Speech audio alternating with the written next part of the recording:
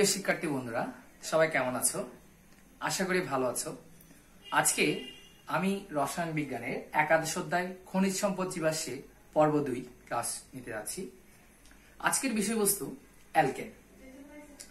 যদিও গত পর্বে আমরা হাইড্রোকার্বনের যাবতীয় বিষয় নিয়ে আলোচনা করেছি এবং শ্রেণীবিভাগে কি কি থাকতে পারে, কি কি নিয়ে আমরা আলোচনা করব, এসব বিষয় নিয়ে বলা হয়েছে। আজকে আমরা শুধুমাত্র অ্যালকেন যাবতীয় বিষয় নিয়ে আলোচনা করব। প্রথমে একটু দেখি অ্যালকেন, একটু মনে করে দেওয়ার জন্য বলে দিই অ্যালকেন কাকে বলে কিংবা কাদেরকে অ্যালকেন বলা হয়। যাদের কার্বন শিকলে শুধুমাত্র একক বন্ধন বিদ্যমান তাদেরকে অ্যালকেন বলা হয়। এদের সাধারণ সংকেত হচ্ছে অ্যালকেনের CnH2n+2। সেই হিসেবে যদি n এর জায়গায় আমরা প্রাথমিক সংখ্যা বসাই তাহলে দেখা যাবে 1 বসালে দেখেন প্রথম সদস্য হচ্ছে অ্যালকেনের মিথেন। নৈর্ব্যক্তিক পরীক্ষায় এটি আসতে পারে যে অ্যালকেনের প্রাথমিক সদস্য কিংবা প্রথম সদস্য কি। আচ্ছা, এখন অ্যালকেন এই নামটা, এইটাকে আবার অন্য একটি নামে বলা হয় সম্পৃক্ত হাইড্রোকার্বন। পূর্বের ক্লাসটি দেখলে আপনারা জিনিসটা নিয়ে বুঝতে পারবেন। আচ্ছা, অ্যালকেনের আরেকটি নাম বললাম সম্পৃক্ত হাইড্রোকার্বন। অ্যালকেনের মধ্যে যেহেতু কার্বন কার্বন একক বন্ধন বিদ্যমান, কার্বন শিকল যেহেতু একক বন্ধন বিদ্যমান থাকে, সেহেতু এই বন্ধন শিকলটি ভাঙতে খুব বেশি পরিমাণ শক্তির প্রয়োজন হয়, যার কারণে বন্ধনটা ভাঙাটা ততটা সহজ নয়। এই কারণে সাধারণত এটি রাসায়নিক বিক্রিয়া প্রদর্শন করতে চায় না। এই কারণে অ্যালকেন সমূহকে প্যারাফিন বলা হয়। তাহলে পরীক্ষায় অ্যালকেনের তিনটা নাম দিয়ে পরীক্ষায় আসতে পারে।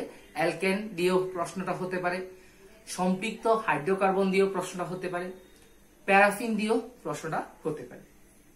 আসুন আমরা আজকে অ্যালকেন বলি, সম্পৃক্ত হাইড্রোকার্বন বলি কিংবা প্যারাফিন বলি, এর প্রস্তুতিটা দেখতে চাই। প্রস্তুতি হচ্ছে প্রাথমিক সদস্য যেহেতু মিথেন, আমি মিথেন দিয়ে এই কাজটা শুরু করব। সাধারণত প্রথম প্রস্তুতি যদি দেখি আমি 1 number, carbon die oxide hydrogen যদি নিকেল প্রবাহকের উপস্থিতিতে 250 ডিগ্রি সেলসিয়াস তাপমাত্রায় বিক্রিয়া সম্পন্ন করা হয়, তবে এই বিক্রিয়ায় অ্যালকেন উৎপন্ন হয়। আবার বলছি, কার্বন ডাই অক্সাইডের সাথে হাইড্রোজেনের বিক্রিয়া করাতে হবে, প্রভাবক হিসেবে অবশ্যই নিকেলকে লাগবে এবং টেম্পারেচার অবশ্যই ফিক্সড থাকবে 250 ডিগ্রি সেলসিয়াস। আচ্ছা, এই বিক্রিয়ার মাধ্যমে আমাদের যেহেতু অ্যালকেন উৎপন্ন হয়, অ্যালকেনের প্রাথমিক সদস্য দিয়ে আমি বিক্রিয়াটা সম্পন্ন করি, CH4, তার সাথে উৎপন্ন হবে H2O, পানি। দেখুন এখানে বিষয়টা কিরকম হয়েছে, কার্বনের সাথে অক্সিজেন ছিল দুটি। আমি যদি বন্ধনটা একটু ভেঙে দেখি, দেখুন আমি বন্ধন দিয়ে ভেঙে দেখাই। কার্বনের হাত 4টা, প্রত্যেকটা অক্সিজেন কার্বনের সাথে দ্বিবন্ধনে যুক্ত হয়। তাহলে দুইটি অক্সিজেন দুই দিকে 2 কার্বন বন্ধনে যুক্ত হবে। হাইড্রোজেন একক বন্ধনে যুক্ত থাকে। এখন আপনারা বিষয়টি পুরোপুরি বুঝে যাবেন। এখানে ব্যাপারটা যেটা হয়েছে, এই দ্বিবন্ধনগুলো ভেঙে সব দিক দিয়ে একক বন্ধন চলে এসেছে এবং অক্সিজেনগুলো সরে গিয়ে সেই জায়গায় এই খালি বন্ধনগুলো হাইড্রোজেন দ্বারা পূর্ণ হয়েছে। তখন যেটা হলো, এদিকের দুটি অক্সিজেন আরো কিছু হাইড্রোজেনের সাথে বিক্রিয়া করে H2O পানি উৎপন্ন করেছে। আমরা যদি বিক্রিয়াটা দুদিকে সমতা করতে যাই তাহলে দেখুন কিভাবে করব। আমার এখানে সর্বোপরি হাইড্রোজেন কয়টি উৎপন্ন হয়েছে দেখেন, এদিকে 4টা, এদিকে 2টা। আমি যদি এখানে 2 দিই তাহলে এখানে কয়টা হয়, 4, 2 দুগুণে 4, 8টা। তাহলে এখানে যদি একটা 8 দিই, 8টি হাইড্রোজেন, দুঃখিত, একটা 4 দেওয়া হয়, তাহলে দেখুন 4 দুগুণে 8, 8টা হাইড্রোজেনের সব দিক দিয়ে বিক্রিয়াটা সম্পন্ন করেছে। এই গেল প্রাথমিক একটা বিক্রিয়া। দ্বিতীয়ত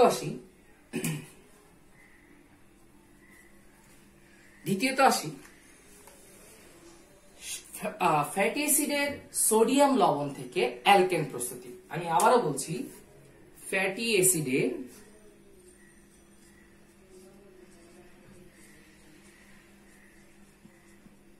সোডিয়াম লবণ থেকে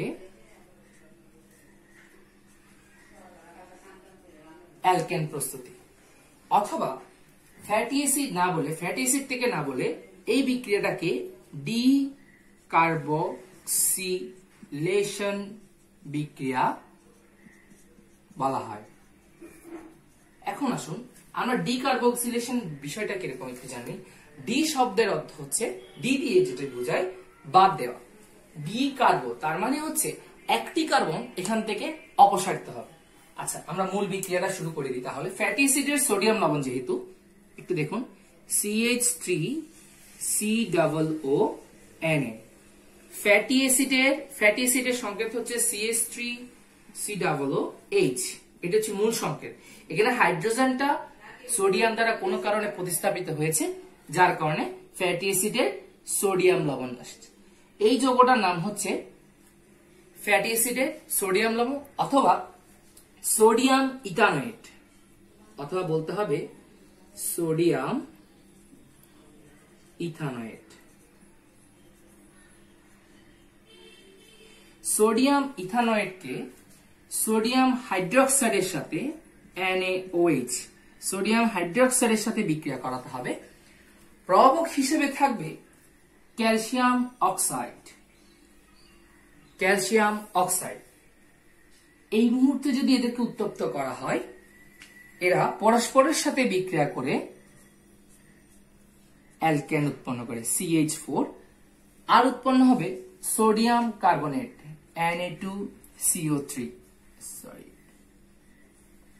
Na2CO3, সোডিয়াম কার্বনেট।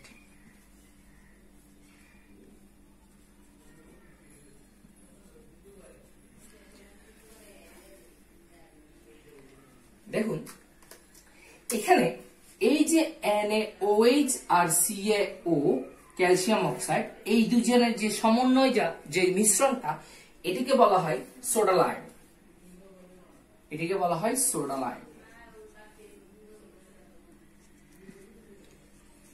এই বিক্রিয়ায় সোডিয়াম হাইড্রোক্সাইড অংশগ্রহণ করে, কিন্তু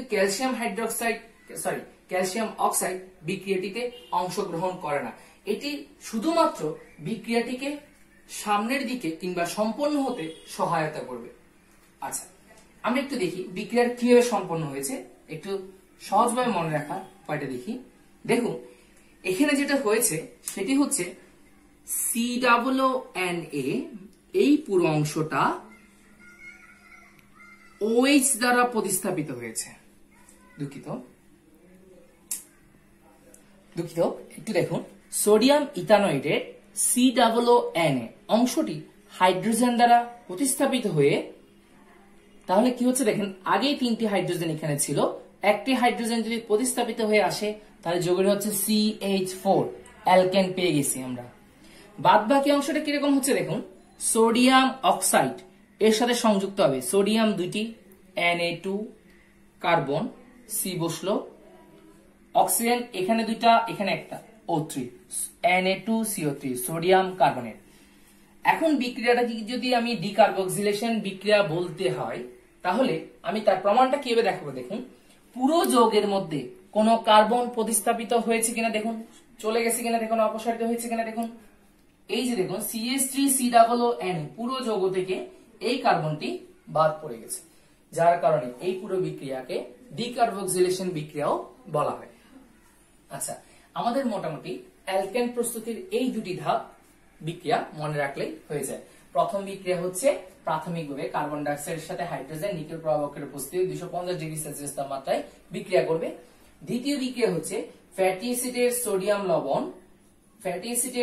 লবণ এর সাথে সোডিয়াম হাইড্রোক্সাইড বিক্রিয়া করবে, কার উপস্থিতিতে, ক্যালসিয়াম অক্সাইডের উপস্থিতিতে বিক্রিয়া করে অ্যালকেন অর্থাৎ মিথেন আর সোডিয়াম কার্বনেট উৎপন্ন করে।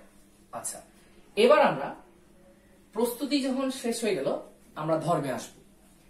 দুটি ধর্ম আছে, একটি ভৌত ধর্ম, একটি রাসায়নিক ধর্ম। ভৌত ধর্ম হচ্ছে কার্বন শিকল, এটি সহজভাবে মনে রাখার উপায় আর কি। কার্বন শিকল কার্বন সংখ্যা 1 থেকে 4 পর্যন্ত যাদের, তারা সাধারণ অবস্থায় বায়বীয় অবস্থায় অর্থাৎ ঘেঁষে অবস্থায় থাকে। কিরকম দেখুন, CH4 C2H6, এই যে দেখুন এখানে কার্বন সংখ্যা 1, এখানে কার্বন সংখ্যা 2, এরপরে 3, এরপরে 4, 1 থেকে 4 কার্বন সংখ্যা বিশিষ্ট যৌগগুলো সাধারণত গ্যাসীয় বা বায়বীয় অবস্থায় থাকে। আবার 5 থেকে শুরু করে 15 পর্যন্ত কার্বন সংখ্যাগুলো যাদের, তারা তরল অবস্থায় থাকবে। আর 15 পরবর্তী যে যৌগগুলো আছে কার্বন সংখ্যা বিশিষ্ট যৌগ, তারা সবাই কঠিন অবস্থায় থাকে। আচ্ছা, এটি গেল অ্যালকেনের ভৌত ধর্ম। রাসায়নিক ধর্মটা হচ্ছে কিরকম, আমরা একটু রাসায়নিক ধর্মের বিশ্লেষণে আসি। যদিও আমরা প্রথমে বলেছি কার্বন অ্যালকেন কখনোই রাসায়নিক বিক্রিয়ায় অংশগ্রহণ করবে না, মানে অর্থাৎ হচ্ছে অ্যাসিড, ক্ষার, জারক, বিজারক এদের সাথে বিক্রিয়া অংশগ্রহণ করে না। তার সত্ত্বেও কিছু ব্যতিক্রমধর্মী কিছু বিক্রিয়া প্রদর্শন করে সে। একটু দেখুন, প্রথম বিক্রিয়া হচ্ছে ক্লোরিনের সাথে।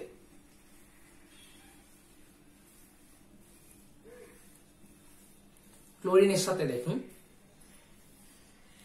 খুবই গুরুত্বপূর্ণ একটি বিক্রিয়া।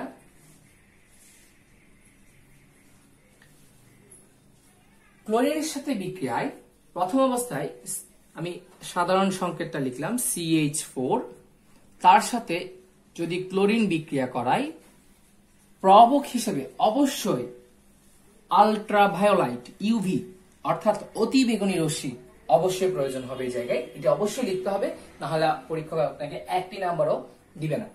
দেখুন, CH4 Cl2 এর সাথে বিক্রিয়া করে কিরকম হচ্ছে, CH3Cl প্লাস HCl।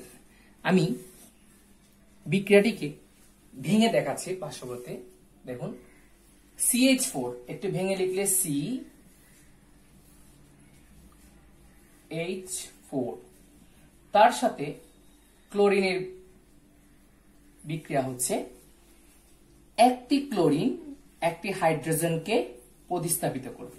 যদি একটি হাইড্রোজেন চলে যায় তাহলে CH3Cl প্লাস HCl, আমার এই যৌগটি পাওয়া যাচ্ছে।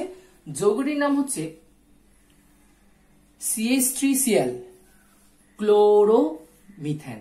যেহেতু মিথেন থেকে আসছে এই জন্য বলতে হবে ক্লোরোমিথেন।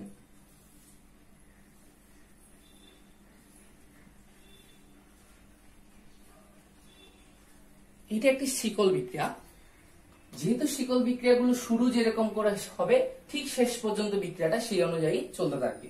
দেখুন, অর্থাৎ ক্লোরোমিথেন পুনরায় বিক্রিয়া করবে CH3Cl প্লাস পুনরায় Cl2 এর সাথে বিক্রিয়া করবে আল্ট্রাভায়োলাইট।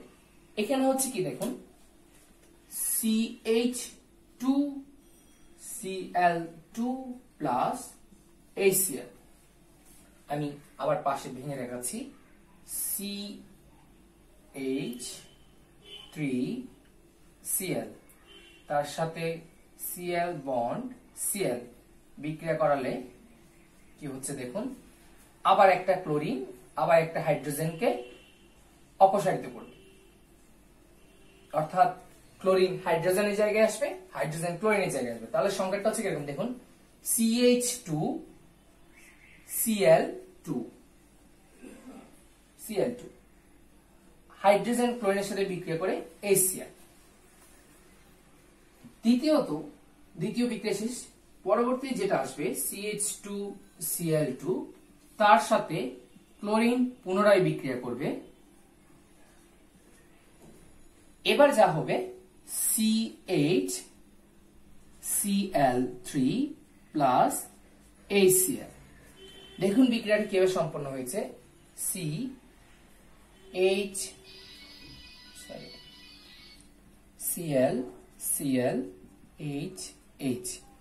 এর সাথে Cl2 এর বিক্রিয়াটা হচ্ছে, দেখুন একটি ক্লোরিন আর একটি হাইড্রোজেনকে প্রতিস্থাপিত করবে, তাহলে হচ্ছে CHCl3 প্লাস HCl।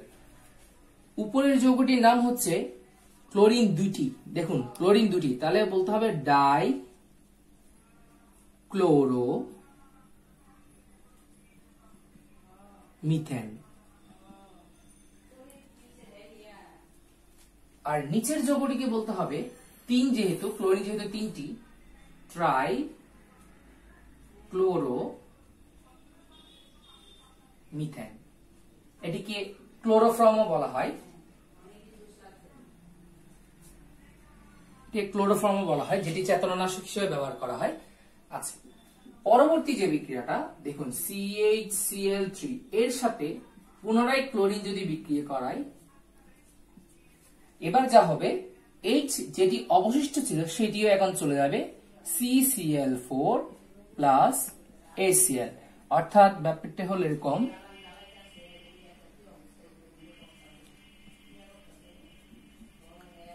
একটি হাইড্রোজেন ছিল এখন সেটিও অপসারিত হয়ে গেল। যৌগটির নাম হচ্ছে, চার থাকলে বলা হয় টেট্রা ক্লোরো মিথেন।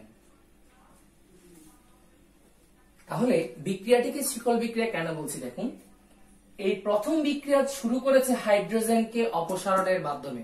যতক্ষণ পর্যন্ত হাইড্রোজেনটা অপসারিত হয়নি ততক্ষণ পর্যন্ত বিক্রিয়াটা চলতে থাকবে, এই জন্য এটিকে একটি শিকল বিক্রিয়া বলা হয়। খুবই গুরুত্বপূর্ণ একটি বিক্রিয়া, পরীক্ষায় এটা খুব বেশি পরিমাণে আসে। আচ্ছা, প্রত্যেকটা উৎপাদে ব্যবহারগুলো আমি একটু করে বলবি।